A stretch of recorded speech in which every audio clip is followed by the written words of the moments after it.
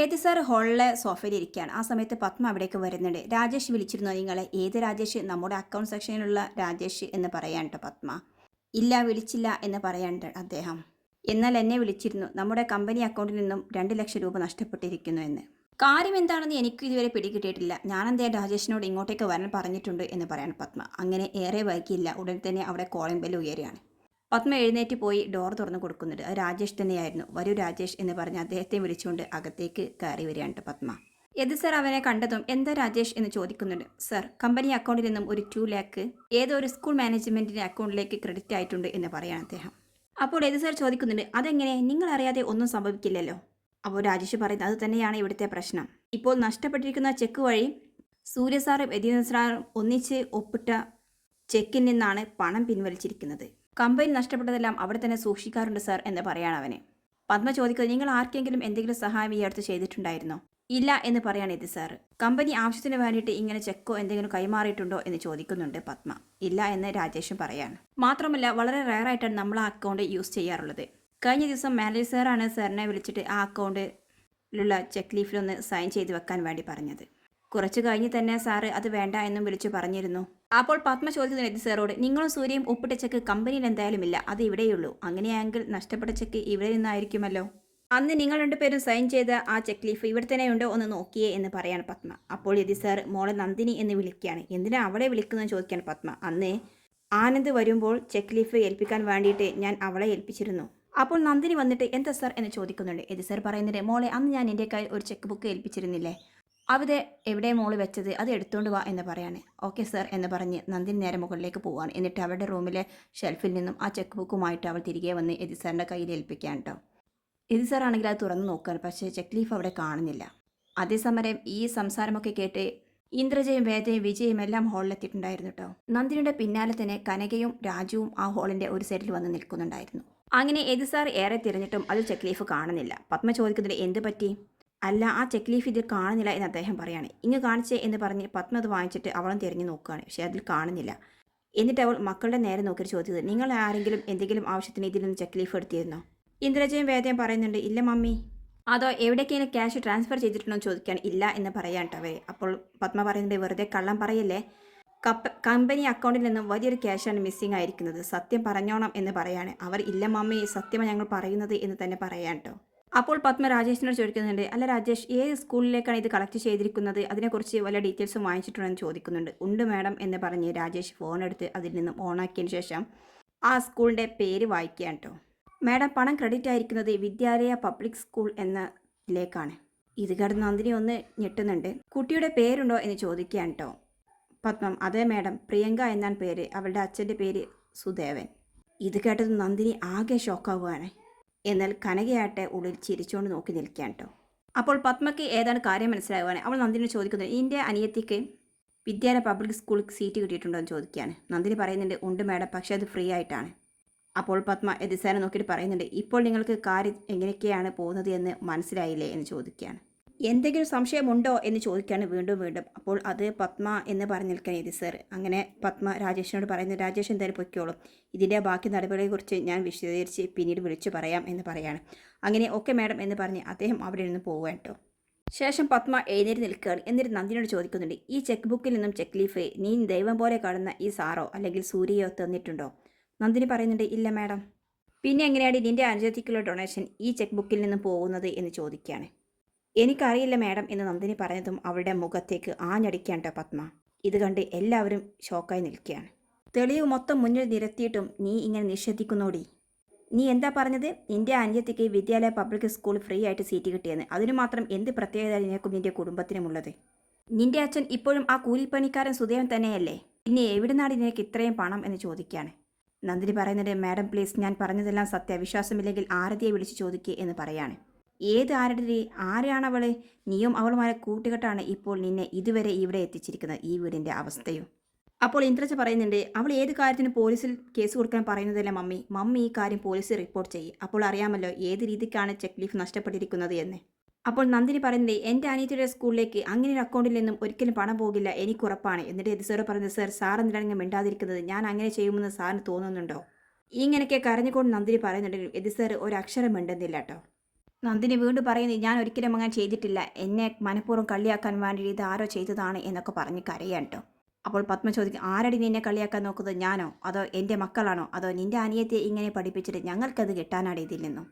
നീയല്ലേ എൻ്റെ മക്കളെ അപമാനിക്കാൻ ശ്രമിച്ചത്?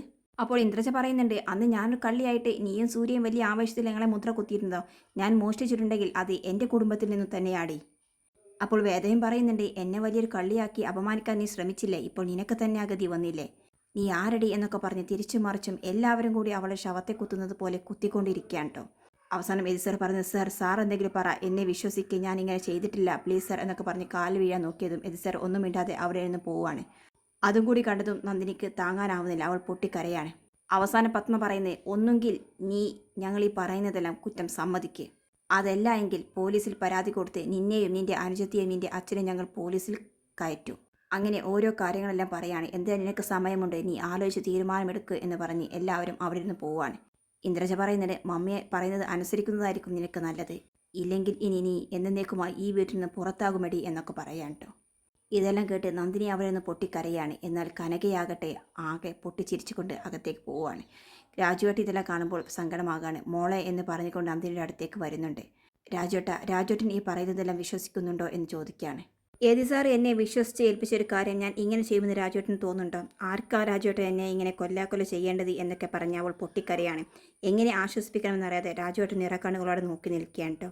ശേഷം കാണിക്കുന്നത് രാത്രിയിൽ പ്രിയങ്ക അവളുടെ വീട്ടിൽ വന്ന് ഇറങ്ങാൻ കേട്ടോ. അവൾ ഭയങ്കര സന്തോഷത്തിലായിരുന്നു. മമ്മിക്കൊരു ചോക്ലേറ്റും അവളുടെ കയ്യിലുണ്ടായിരുന്നു. അകത്തേക്ക് കയറിയതും അവളുടെ മമ്മി സോഫയിൽ തലയും വെച്ച് കിടക്കുന്നത് കാണാൻ. എന്ത് പറ്റി മമ്മി എന്ന് ചോദിക്കുന്നുണ്ട്. ഒന്നുമില്ല എന്ന് പറഞ്ഞ് അവർ തല ഉയർത്തി നിൽക്കുകയാണ്. ഇതാ മമ്മിക്ക് എന്ന് പറഞ്ഞൊരു ചോക്ലേറ്റ് കൊടുക്കാൻ കേട്ടോ. അപ്പോൾ മമ്മിയുടെ മുഖം വലിയ സന്തോഷമൊന്നുമില്ല. എന്ത് പറ്റി, മമ്മിക്ക് ചോക്ലേറ്റ് തന്നിട്ടും എന്താ സന്തോഷിക്കാത്തതെന്ന് ചോദിക്കുകയാണ്. അല്ല, ഇതൊന്നും പതിവുള്ളതല്ലല്ലോ, അതുകൊണ്ട് നോക്കിയതാണ് എന്ന് പറയാണ്. അങ്ങനെ ആ ചോക്ലേറ്റ് പൊട്ടിച്ച് അതിൽ നിന്നൊരു പീസ് അവർ വായിലേക്ക് ഇടാണ്. ആ സമയത്താണ് മിത്ര പറയുന്നത്, ഇന്ന് ഞാൻ ഭയങ്കര സന്തോഷത്തിലാണ്. സൂര്യയുടെ വീട്ടിലെ ഞാൻ കാരണം പല കാര്യങ്ങളും ഇന്ന് സംഭവിച്ചു. അന്ന് നന്ദിയുടെ അനിയത്തിക്ക് ഞാൻ സ്കൂളിൽ അഡ്മിഷൻ വാങ്ങിച്ചു കൊടുത്തില്ലേ, അതിൻ്റെ പ്രത്യാഘാതങ്ങളെല്ലാം ഇന്ന് ആ വീട്ടിൽ സംഭവിച്ചു കഴിഞ്ഞു. ഇനി എന്നേക്കുമായി അവൾ ആ വീട്ടിൽ നിന്നും പുറത്താകാൻ പോവുകയാണ് എന്ന് പറയാണ്. ഇത് കേട്ടതും മിത്രയുടെ അമ്മക്ക് ദേഷ്യം വരികയാണ്. കയ്യിലുണ്ടായിരുന്ന ബാക്കി ചോക്ലേറ്റ് അവിടെ എറിയാണ്. മിത്രയായിട്ട് വലിയ സന്തോഷത്തിൽ ആ അക്കൗണ്ടിൽ നിന്നും പണം ട്രാൻസ്ഫർ ചെയ്തും കാര്യങ്ങളൊക്കെ പറയാണ്. ഇതെല്ലാം കേട്ട് അവരുടെ അമ്മക്ക് വല്ലാതെ ദേഷ്യം തോന്നുകയാണ്. എന്തിനാണ് നീ ഇങ്ങനെയൊക്കെ ചെയ്യുന്നത്, അല്ലെങ്കിലും നീ നല്ല കാര്യം ചെയ്യില്ല എന്ന് എനിക്കറിയാം എന്നൊക്കെ പറയാണ്. നിങ്ങളോടാണല്ലോ എനിക്ക് പറയാൻ തോന്നിയത്, ഈ സമയത്ത് ഡാഡി ഇവിടെ വേണമായിരുന്നു, ഡാഡി ഉണ്ടെങ്കിൽ ഞങ്ങൾ ഇത് ആഘോഷിക്കുമായിരുന്നു എന്നൊക്കെ പറഞ്ഞ് മിത്ര സന്തോഷിക്കാൻ കേട്ടോ. പിന്നീട് കാണിക്കുന്നത് സൂര്യ രാത്രിയിൽ വീട്ടിലേക്ക് വരികയാണ്. നേരെ മുകളിലേക്ക് കയറി പോകാൻ കേട്ടോ. അവളാണ് ഫുൾ വെള്ളത്തിലായിരുന്നു. നന്ദിനി എന്ന് വിളിക്കുന്നുണ്ട്. റൂമിൽ പോയി നോക്കുകയാണ്. പക്ഷേ നന്ദിനി അവിടെ ഒന്നും കാണുന്നില്ല. അങ്ങനെ സൂര്യ അടുക്കളയിലേക്ക് വരികയാണ്. അപ്പോഴതാ കാഴ്ച കാണും. നന്ദിനി അതാ നിലത്തിരുന്ന് പൊട്ടിക്കരഞ്ഞുകൊണ്ടേ ഇരിക്കുകയാണ്. സൂര്യ അടുത്തേക്ക് വന്നിട്ട് നന്ദിനി എന്താ പറ്റിയത് എന്ന് ചോദിക്കുന്നുണ്ട്. ഒന്നുമില്ല സാർ എന്ന് പറഞ്ഞ് അവൾ എഴുന്നേറ്റ് നിന്ന് കണ്ണ് തുടയ്ക്കുകയാണ്. വീണ്ടും സൂര്യ ചോദിക്കും, എന്താ കാര്യം, എന്തെങ്കിലും പ്രശ്നമുണ്ടായോ? പ്രശ്നം തന്നെയായിരുന്നു, പക്ഷേ അതെന്താണെന്നൊന്നും സാർ എന്നോട് ചോദിക്കരുത്, ഞാൻ പറയില്ല എന്ന് പറഞ്ഞിട്ട് അവൾ വീണ്ടും തിരിഞ്ഞു നിൽക്കുകയാണ്. അപ്പോഴാണ് രാജുവേട്ടൻ അടുക്കളയിലേക്ക് വരുന്നത്. ഇത്രയും നേരം ഇവിടെ പ്രശ്നങ്ങൾ തന്നെയായിരുന്നു സാർ എന്ന് പറയാണ്. അപ്പോൾ സൂര്യ രാജുവിൻ്റെ അടുത്തേക്ക് പോയിട്ട് എന്താ കാര്യം ചോദിക്കുന്നുണ്ട്. അങ്ങനെ അവിടെ സംഭവിച്ച എല്ലാ കാര്യങ്ങളും രാജുവേട്ടനും നന്ദിനിയും പറയാൻ കേട്ടോ. ഓഹോ, അപ്പോൾ അങ്ങനെയാണ് കാര്യങ്ങൾ, എങ്കിൽ ഇപ്പോൾ തന്നെ ചോദിക്കണം, വാ നന്ദിനി എന്ന് പറഞ്ഞ് അവളെ വിളിച്ച് ഹോളിലേക്ക് പോകാൻ നിൽക്കുകയാണ്. അപ്പോൾ നന്ദിനി തന്നെ, വേണ്ട സാർ, ഇതൊന്നും ചോദിക്കരുത്, അതിന് വേണ്ടിയിട്ട് തന്നെയാണ് എല്ലാവരും കാത്തിരിക്കുന്നത്, സാർ വന്ന് ഒരു പ്രശ്നം ഉണ്ടാക്കാൻ വേണ്ടിയിട്ട് വെയിറ്റ് ചെയ്യാണ് എന്ന് പറയാണ്. അപ്പോൾ രാജുവേട്ടനും അതെ സാർ എന്ന് പറയാണ്. എന്നാലും ഇതിങ്ങനെ വിട്ടാൽ പറ്റില്ലല്ലോ, ഇതിനൊക്കെ ഒരു അവസാനം വേണ്ടേ എന്ന് പറഞ്ഞിട്ട് സൂര്യ നന്ദിനിയുടെ കൈപ്പിടിച്ച് ഹോളിലേക്ക് വരികയാണ്. എന്നിട്ട് ഉച്ചത്തിൽ അച്ഛാ അമ്മയെ എന്ന് വിളിക്കുന്നുണ്ട്. അത് കേട്ട് ഇന്ദ്രജയും വേദയും വിജയുമാണ് ആദ്യം ഇറങ്ങി വരുന്നത്. ഇന്ദ്രജ ചോദിക്കുന്നുണ്ട്, സൂര്യ നീ എന്തിനാ ഡാഡിയെ വിളിക്കുന്നത്, ഇവളെ രക്ഷിക്കാൻ വേണ്ടിയിട്ടാണോ? അപ്പോൾ വിജയ് പറയുന്നുണ്ട്, ഇവൾ കളവ് ചെയ്തിരുന്നത് എല്ലാവർക്കും നല്ല ബോധ്യമുണ്ട്, വെറുതെ ഇവളെ വെളുപ്പിക്കാനൊന്നും നോക്കേണ്ട. ഇത് കേട്ടതും സൂര്യ പൊട്ടിത്തെറിക്കുകയാണ്. ഇവൾ ചെക്ക് ലീഫ് എടുക്കുന്നത് നിങ്ങൾ കണ്ടിരുന്നോ, നീ കണ്ടിരുന്നോടോ? ഇന്ദ്രജ പറയുന്നുണ്ട്, ഇവളല്ലാതെ പിന്നെ എങ്ങനെ ഇവളുടെ അനിയത്തിക്ക് അഡ്മിഷൻ വാങ്ങിച്ച സ്കൂളിൽ ഈ അക്കൗണ്ടിൽ നിന്നും ഇത്രയും പണം എത്തുന്നത്? അതുകൊണ്ട് അധികം ഇവിടെ കിടന്ന് ഒച്ച വെക്കാതെ നീ കയറിപ്പോടാ എന്ന് പറയാൻ കേട്ടോ സൂര്യയോട് ഇന്ദ്രജ. മിണ്ടിപ്പോകരുത് ഒരൊറ്റ ഒന്നും. കുറേ നാളായി ഇവിടെ ഓരോ കുറ്റങ്ങൾ അവളുടെ മേൽ ചാർത്തുന്നു. എല്ലാത്തിനും ഇന്നൊരു അവസാനം കണ്ടിട്ട് സൂര്യ ഇനി അടങ്ങുകയുള്ളൂ. അച്ഛനും അമ്മയും വരുന്ന സമയത്ത് നിങ്ങൾ ഒരൊറ്റൊന്നു പോലും മിണ്ടിപ്പോകരുത്, ഞാൻ സംസാരിക്കും.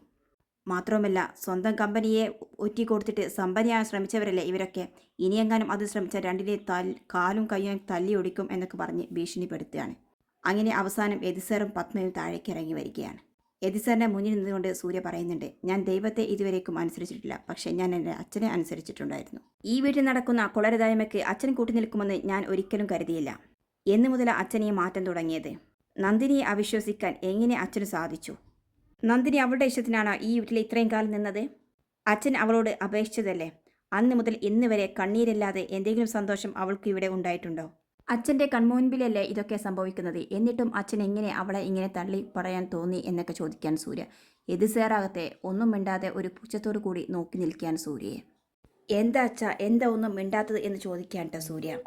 അപ്പോൾ പത്മ പറയുന്നുണ്ട്, നിന്റെ ഡാഡി എങ്ങനെ മിണ്ടും? അങ്ങനെ അവളെ തലയിൽ എടുത്തു വച്ചതായിരുന്നില്ലേ. ഇപ്പോൾ അവളല്ലേ എല്ലാ തെളിവുകളും കൂടിയിട്ട് ചതിച്ച് എന്ന് ബോധ്യപ്പെട്ടത്. അപ്പോൾ പിന്നെ ഈ മനുഷ്യനെ മിണ്ടാനാകുമോ, താങ്ങാനാകുമോ എന്നൊക്കെ ചോദിക്കാൻ. എനിക്കതല്ല മനസ്സിലാവാത്തത്. ഇത്രയൊക്കെ സംഭവിച്ചിട്ട് നീ എങ്ങനെ ഇങ്ങനെ നിൽക്കുന്നു, നീ എങ്ങനെ അവളെ വിശ്വസിക്കുന്നു എന്നൊക്കെ ചോദിക്കുന്നുണ്ട്. സൂര്യ പറയുന്നത്, ഞാൻ വിശ്വസിക്കും, അവളെൻ്റെ ഭാര്യയാണ്. എനിക്കറിയാം നന്ദിനി എങ്ങനെയുള്ള ആളാണെന്ന്. ഞാൻ എന്തായാലും പോലീസിൽ കംപ്ലയിൻറ്റ് ചെയ്യാൻ പോവുകയാണ് നാളെ. പോലീസ് അന്വേഷിക്കട്ടെ എന്നൊക്കെ പറയുന്നുണ്ട് പത്മ. അപ്പോൾ വീണ്ടും സൂര്യ പറയുന്നുണ്ട്, എനിക്ക് നിങ്ങളുടെ ഒരു സംസാരവും അഭിപ്രായവും ആവശ്യമില്ല. എനിക്ക് എൻ്റെ അച്ഛൻ്റെ അഭിപ്രായമാണ് അറിയേണ്ടത്. പറ അച്ഛ, അച്ഛൻ എന്താണ് തോന്നുന്നത് എന്ന് ചോദിക്കുകയാണ്. അച്ഛനും നന്ദിനിയെ കൈവിട്ടോ, അവൾ കള്ളിയാണെന്ന് അച്ഛനും ബോധ്യമായോ എന്നൊക്കെ ചോദിക്കുകയാണ്. അപ്പോൾ എതിസേർ പറയുന്നുണ്ട്, മോനെ സൂര്യ, ഞാൻ എങ്ങനെ നന്ദിനിയെ കള്ളിയാണെന്ന് വിശ്വസിക്കും? ഞാൻ അവളെ വിളിക്കുന്നത് മോളെ എന്നാണ്. അതിനർത്ഥം എനിക്ക് അവൾ എൻ്റെ മോളെ പോലെയാണ്, അല്ലാതെ ഞാൻ നിൻ്റെ ഭാര്യയായിട്ടോ ഈ വീട്ടിലെ മരുമകളായിട്ടോ അല്ലേ അവളെ കണ്ടത്, എൻ്റെ മോളായിട്ടാണ് എന്ന് പറയാണ്. ഈ വാക്ക് കേട്ടതും നന്ദിനിക്ക് ഒത്തിരി ആശ്വാസമാകാണ്. അതുവരെ കരഞ്ഞിരുന്ന നന്ദിനിയുടെ മുഖത്ത് ഒരു പുഞ്ചിരി വിടരുകയാണ്.